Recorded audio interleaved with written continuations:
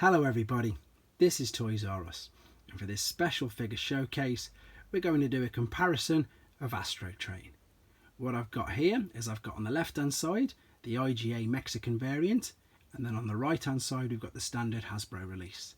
What we're going to do with this video, we're going to have a look at the differences between the two, the differences in the packaging, and I'm going to give you a bit of background information into the Mexican Transformers.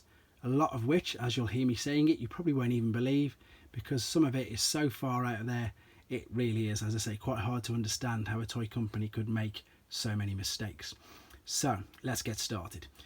As I say, obviously we all know Transformers was so popular in the early 80s, and the Hasbro couldn't keep up with the demands to make the toys. Luckily enough for them, they had some reliable companies like Gig, who would obviously be made by Takara in Italy, Takara themselves in Japan. They had Joustra and CG in France. But then, as I say, with the demand still being so high, and probably one of the biggest mistakes they made, they entrusted IGA Plasticos of Mexico as well to make some of the figures. So this is where it gets a bit crazy, and as I say, at some point, maybe even unbelievable.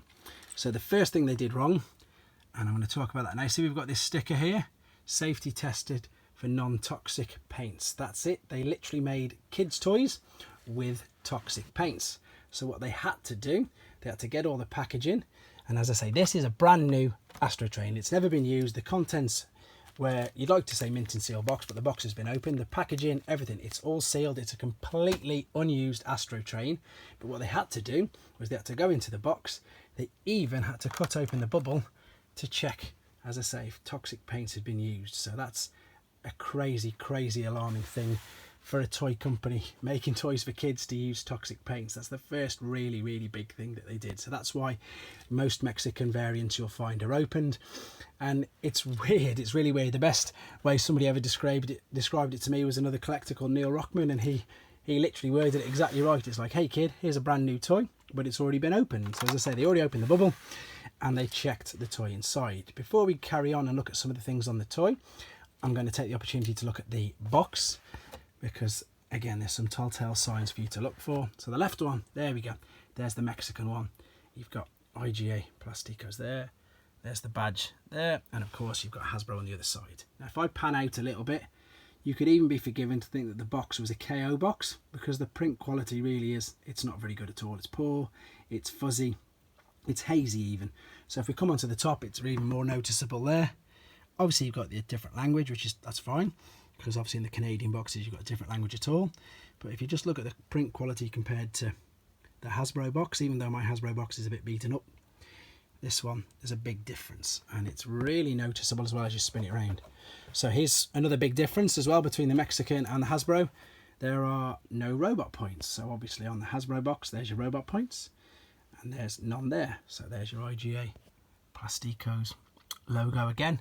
But now this is where you can really tell how fuzzy and just really poor the print is on the back of this compared to there. Look how sharp it is. Even though this one's, I say, a bit battered, you can just see the difference in the colours straight away. So the print quality on the boxes weren't very good. The paint that they were using for the actual toys was toxic, and they did a few other things as well that, were very strange. So we've got Hasbro next and Mexican there.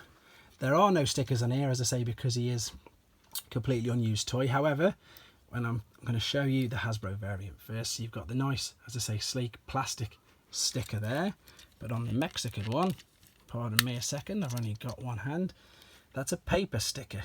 So the quality straight away is much less. Paper sticker there for the tail fin. And then this is the big thing. You'll probably won't even believe this. If you've not seen this before, you're going to be really surprised. So there you go. There is his head. They have literally, as you can see, just splashed red paint there over his eyes. So poorly that it's gone onto his head. It's even made its way onto the clip. So yeah, as I say, obviously not the same quality standards as you would have in the Hasbro and other factories. That's how you can differentiate straight away, if he's in robot mode, your Mexican Astrotrain. So you've got the plastic, as I say, sticker there on the paper tail fin sticker, not plastic, so it doesn't pop and doesn't shine as nice. The absolutely awful paintwork on the head there, and then of course the boxes that weren't of the same quality either. I'll quickly, again, just to finish off the video, just transform him into some other modes, and we can have another look at some things there as well. Right then, so I've just transformed and I'm only going to transform him into, as I say, space shuttle mode, just so you can see.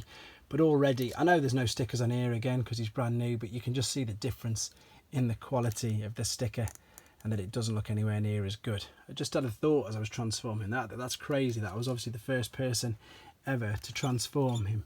So I hope this video has been informative. Again, some of the points that I've said are probably quite unbelievable, but you can Google them. But yeah, there he is. That is the Mexican variant of the tripplechanger Astrotrain. I hope you enjoyed looking at the differences, as I say, seeing them for yourselves, and of course hopefully it's been informative.